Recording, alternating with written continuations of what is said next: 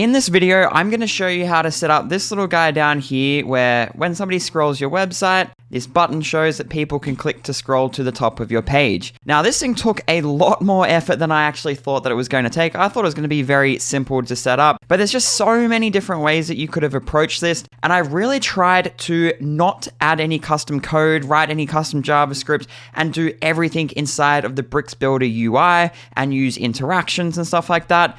And at the end of the day, after going around in circles for pretty much a whole entire day to get this little button to work, I have found, I think, what is going to be the easiest way to go out and do that. So in this video today, I'm going to show you the end result, how to set it all up, some of the things that I've realized can cause problems when you do this, especially if you have a sticky header. There's something you got to watch out for. And we're going to learn a couple of things that I think are going to be useful. One of which is going to be looking in the header.php file in the Bricks theme. But we'll touch on that a little bit later. Now, in terms of how this button works, so you can see that on page load, if we just reload the page, nothing shows. And as we scroll down 100 pixels, it now shows.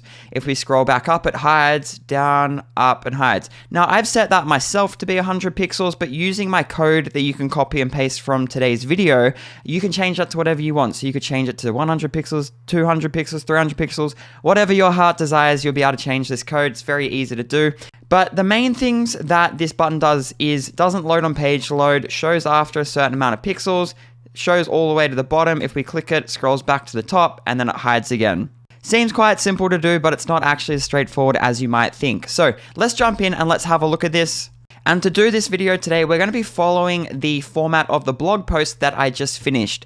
So I'm going to link to this blog post in the description below. It's going to be where all the code for today's video is going to be for you to copy and paste. I have no idea where to put myself here because it's usually down there, but that's where our button is. Let's try up there and see how we go. So if we go down a little bit, you can see we're going to firstly look at where to add the button. So your header or your footer template. I'm going to go through why you want to use your footer template. So we'll go through that. And then we're going to look at how to add the button in there. We're going to look at what HTML element to scroll to. And it's not just going to be our header template, and I'll explain why. Then we're going to go through, we're going to add a new HTML element using a hook. We're going to link our button to that new element that we've added via the hook. Then we're going to style our button. We're going to add an arrow for the button. So coming down here, let's start to implement this, starting with the first thing, which is the header versus footer template. So let's jump in. What I'm going to do is I'm going to go into the staging website where I had all this set up to practice and write that blog post. I'm going to remove all the code and we will build it up as we go through the blog post and go through the code. So I'm going to go ahead, remove all the code from the staging website, and I'll see you just after I do that. So back on my staging website, if I just reload the page now and we scroll down, you can see that button's not outputting anymore for the back to top. So we're good to go and start building this up. So with that done, let's jump back and look at the first thing in the blog post, which is the header versus footer template. So what this means is back on my website, when we're going and adding the back to top button, we want to make sure that's output across all the different pages on our website.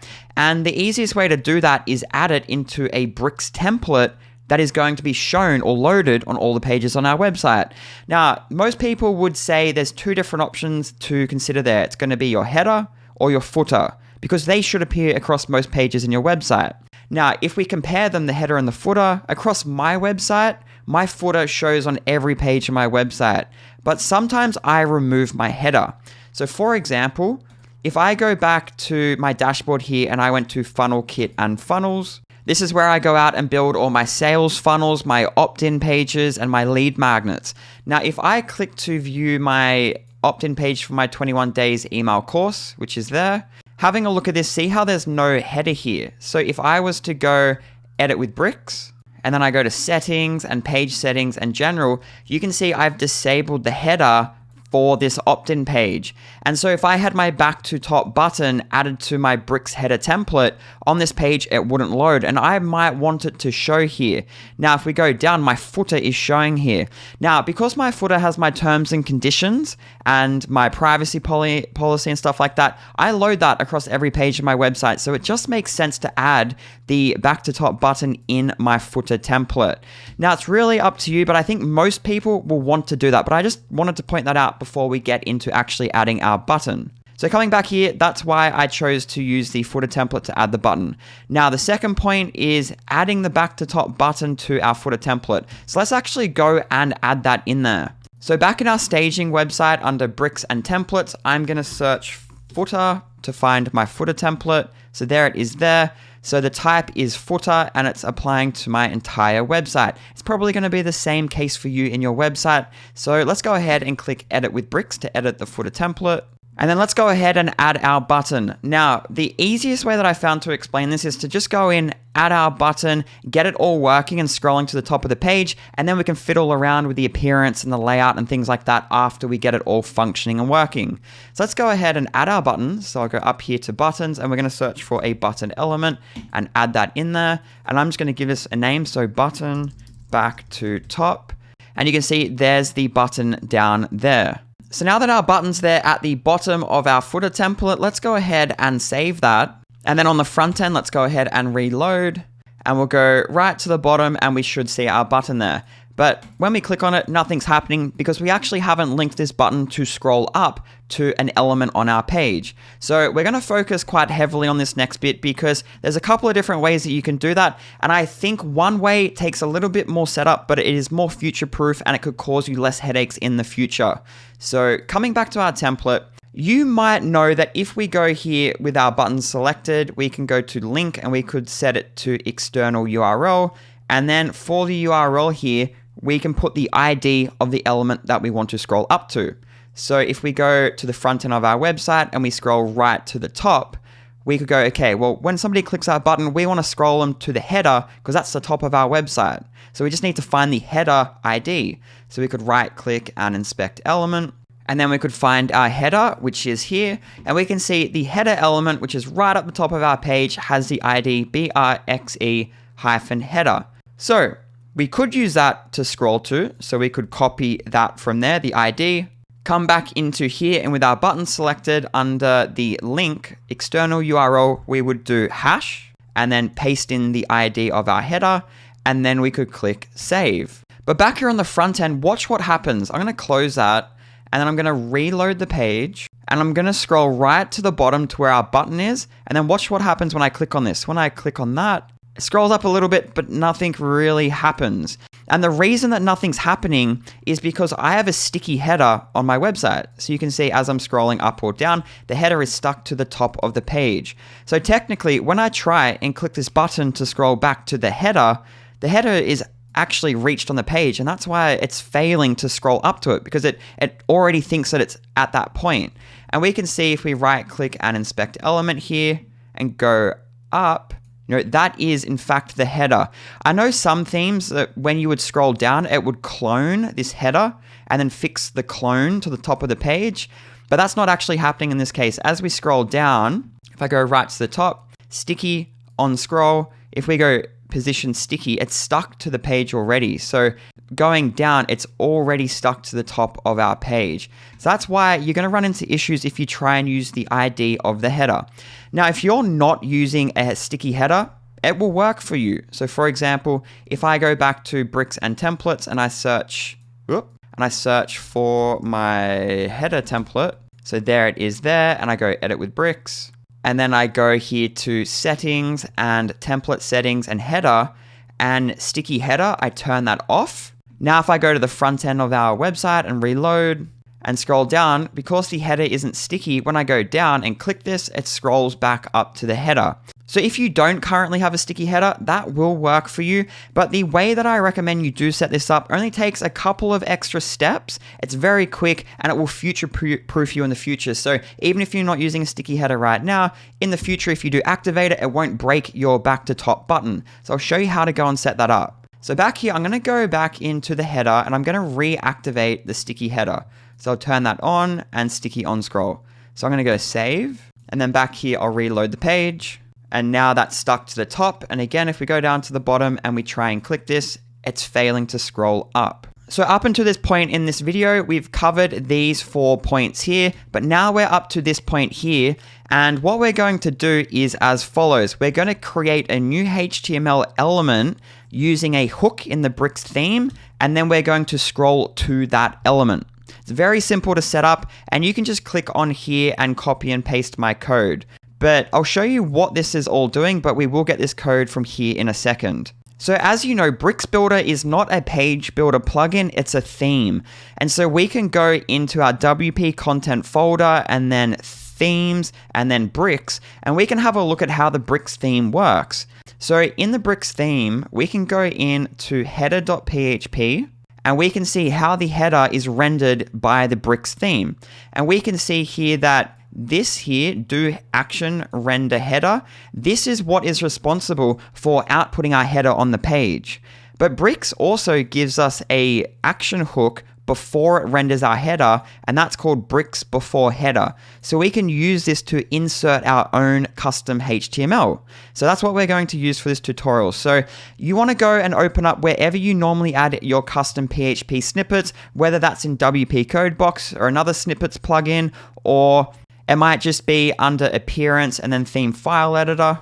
And then with your active theme selected, go to functions.php and scroll right to the bottom and add the code there. So you're going to grab the code from here, which is add action, bricks before header, which is what we just saw in the header.php file. And then it does a custom function, and our custom function outputs a new div on the page with the ID of back to top. Very simple, straightforward code. You don't need to change anything if you don't know how PHP works. All you need to do is copy this and then paste it wherever you add your PHP. So for me personally, I've started adding all my custom code into a custom WordPress plugin that I've just made for myself to manage my website. So I'm just going to go into there, and then in a file, I will paste that code in there. Again, all this is doing is before our header, it's adding a new div with this ID. So I'm going to go ahead and save this.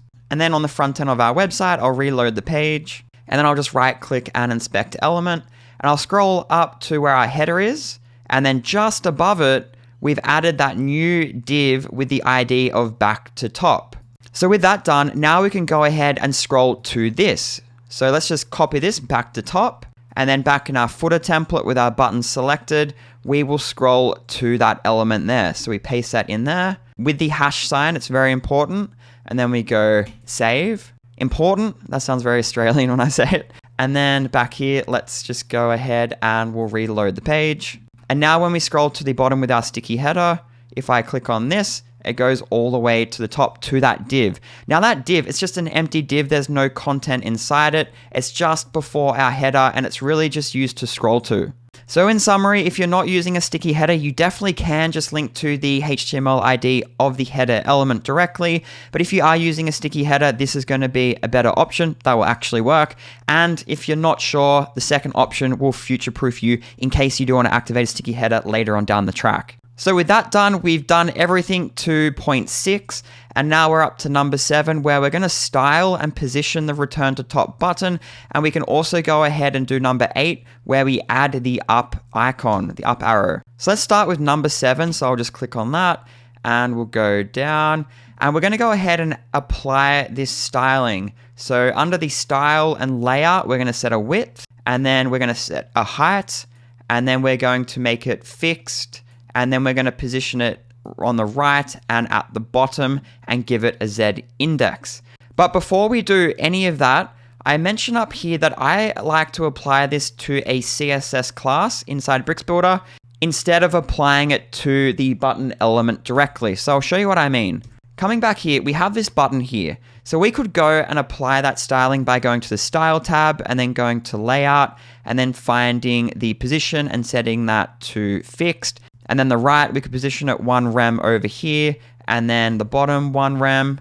But I've just found after using Bricks for a little bit now, it's just a lot safer to apply styling to a CSS class. So instead of applying it to this button element directly, I'm going to undo that there, and we'll go up to here and we'll create a new CSS class. So I'll call it back to top.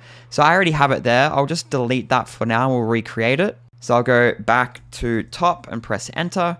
And then let's apply the styling to this class. And again, this class is applied to this button element. So any styling that we apply to this class will in turn apply it to that button element. So coming back, let's go ahead and apply all these styles. So here, let's go ahead and we need to set a width and a height. So we could do, say, like 4 rem by 6 rem, or 3 rem by 7 rem by 6 rem.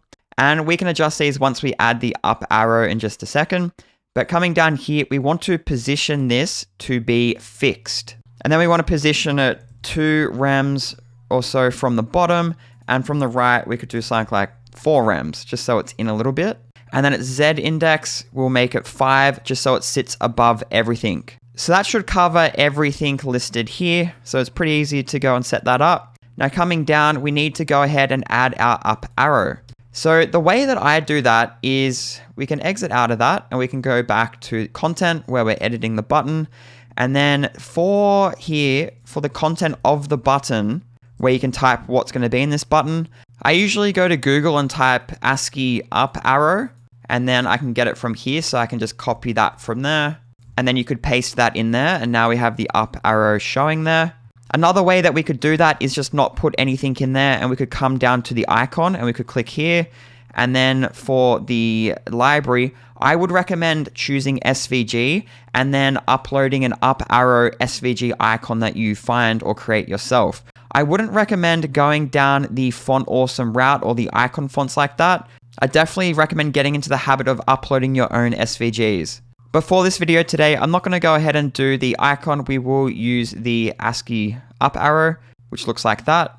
And I think the height's just a little bit big. So we'll go back into the class and then style. And down here, we might try 5 rems like that. So I think that looks pretty good. So now let's go ahead and save that. And then back on the front end, let's reload the page. And you can see there it is there. So when we scroll down, it's fixed to the bottom right. And when we click it, it scrolls back up to the div that we output above the header. So with the up arrow added, that's number 1 to 8 done. And now we just got to tidy it up and do a couple of things here, which I definitely think are a little bit extra, but are worth the time. Show the back to top button only after the user scrolls X pixels. So let's click on that and we'll finish that and wrap up this video. So what we're going to be doing now is for our back button, we're going to hide the back button or the back to top button on page load. And when we scroll down a little bit, we will reveal it. And then we'll also add a fade in and out effect. Now we're going to tackle both of these with the same bit of code. So coming down here, what we're going to do is we're going to edit the global CSS class, and we're just going to paste a little bit of custom CSS here to handle the fading in and out. And then if we go down, here's that code. So we'll just copy that. And then back here with our button selected, editing the back to top global CSS class under the style tab.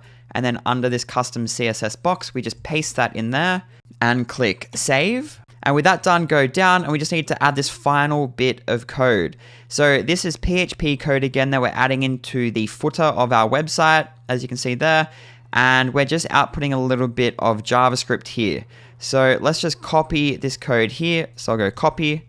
And then go back to wherever you pasted this code from previously in today's video or tutorial, where before our header, we added that div that we link back to when we click our back to top button. So just after that, paste that other bit of code that we just copied. And then let's just save this and make sure it's working. And then I'll run you through what it's all doing. So with that saved, I'll go to the front end of our website and reload. And now if we scroll down, we should see that button fade in. And as we go back up, it should fade out. If we scroll down a little bit and we click that button, it should scroll to the top and then fade the button out. So if you made it this far and you copied and pasted all the code, you have it all working now. Your back to top button is working. For those that are curious to see what this code is doing, definitely stick around because I'm going to run through how it works. So the first thing that I want to look at is the CSS code that we copied and pasted into this box here. So the first bit of code here, bricks, is front end and then root. So root, I'm going to assume that most people know what root does, but it says what it does down here in Bricks Builder. Use root to target the element wrapper. So what this does is when it goes to generate the page, it gets this CSS class back to top, and anywhere the root keyword is used at runtime when Bricks Builder is generating the CSS files, it replaces the word root with the elements. This will be replaced with dot back to top like that. And then down here, root would be replaced to back to top there. And then this would be replaced to dot back to top there. Now you might be wondering why we don't just write back to top here and why we recommend using root here. like that. I'm just going to revert that before I forget. The reason is that if we ever want to go and rename this CSS class, we can just click edit up here, change the name up here, and then at runtime, Bricks will update here the word root to match there. If we don't use root and we were to hard code .back to top in here, then in the future, if we ever updated this here, we'd have to come and edit our code and edit every instance of this CSS class name. So it's sort of just future-proofing us there. So I'll just get out of that. So what we're doing here is Bricks' front end and then root, we're setting the opacity to 0 and visibility to hidden. So what this is doing is when our page initially loads, we're setting this to have 0 opacity and we're hiding it from the page. And the reason that we have Bricks is front end here before that is so that only applies to the front end of our website so that we can actually see what we're doing here in the builder. Because if I don't just target the front end, so I undo that, we can't see what's happening here. So by adding that, it's only going to affect this on the front end so we can still see what we're doing here in the builder. So this handles the page load, and then we come down and we have our animations. So if you haven't used CSS animations, they're quite straightforward. Basically what you do is you do @keyframes, and then you give the name of your animation. So we're going to call the animation fade in, and then we just specify from 0%, these are the default values, at 100%, so when the animation ends, it will have these values. And then for the actual element, we just write animation, the name of our animation, and how long we want it to go from 0% to 100%.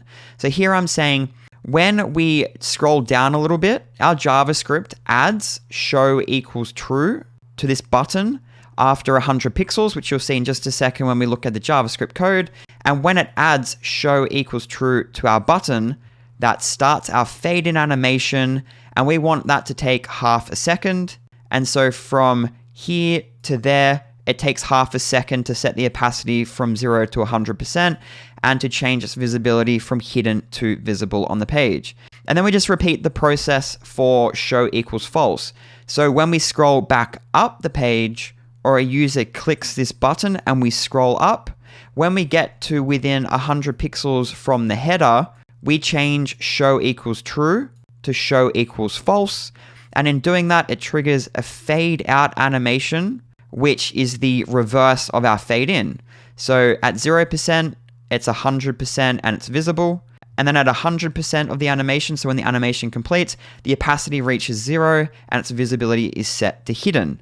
And so here, when we change it to false, run our fade out animation and make it go from 0 to 100% over half a second. Now this last thing here, animation fill mode, that just causes the last frame of the animation here to be the end result. So if we don't have that, what this is going to do is when it fades out, it will go from 1% opacity down to 0, but then it just reverts back to its default state. So it will just show on the page again. So by doing this, we're telling it to hold the last frame of this animation, which will be 0% opacity. So this is doing the fade in and the fade out, but the actual swapping it from show false to show hide based on it coming up to within 100 pixels of the header is handled by that little bit of JavaScript code. So let's jump over there and we'll go through what we're doing here. So here, what we're doing is we're adding this code to the footer of our page, and it's JavaScript code, and we're setting a variable here, back to top button, to be our back to top button here, which is this class here, which in turn is the button. So for that button, we're saying window. So when the user's scrolling down the page, it's constantly running our function here. And if the distance from the top of our page, so if they've scrolled over 100 pixels, and this is basically doing the same thing, if the user scrolls over 100 pixels, change its attribute from show to true. Because by default, it's not shown, we've hidden it from the page. When the user scrolls greater than 100 pixels down the page, we set the custom attribute show to true. And we know that when it changes to show equals true, we run our fade in animation. So I'll show you how that works. So here on the front end, let's reload and we'll go down a little bit. Okay, so there's our button. Let's have a look and we can see it there. So I'll just reload the page again and we'll see what happens. So reload, and you can see here's the button and there's no custom attribute here for show. But by default, we've set its opacity to be 0 and for it to be hidden, which is what this code is doing there. Now, as we scroll 100 pixels down, watch what happens here. We're going to add an attribute here, show equals true. So we'll go down, show equals true. And that was done by our JavaScript function. And when we've added that back here, show equals true, we trigger our fade in animation and hold the last frame, which is at opacity to 1, visibility visible. Now, if we go up a little bit, we're going to change this from show equals true to show equals false. So we can go up and then show equals false. And now we've hidden it. And that was done with this little bit of JavaScript here. And when show equals false, we trigger our fade out animation and we hold the last frame. And the last frame at 100% will be 0 opacity and hidden. And then if we go down again, it changes to show equals true and triggers our fade in animation again. So I've added comments there. If you want to change how much someone needs to scroll before it shows, you could change this to 200 pixels there, like that. You could change it there. An even better way would have been to update the code. So so scroll amount equals, say, 100. And then we could just update this there. I'll update the code so when you copy and paste it, it will come across like this. And if you want to update it, you can just update this. So change this, and then let's add a comment, number of pixels before back to top button shows. So if you want to show it after 250 pixels is scrolled, change that to 250. And now if we go back and we reload, when we scroll down, we need to go 250 pixels. So you can see it shows a little bit later down the page. So that's how you'd go and update that. But I'll leave this video here. Definitely let me know what you guys think. If there's a simpler solution that you guys have worked out. If anyone has managed to do this just using interactions inside of Bricks Builder, I would be very curious to see how you did that. If you have a blog post or a video, definitely link me to it. But I'll end this video now. Definitely check out these ones here because these are the videos that YouTube thinks that you will get the most benefit out of. So this one here is going to be my most recent video, and this one is based on the algorithm trying to work out which one will benefit you the most. So pick one of them and I'll see you guys in one of those videos.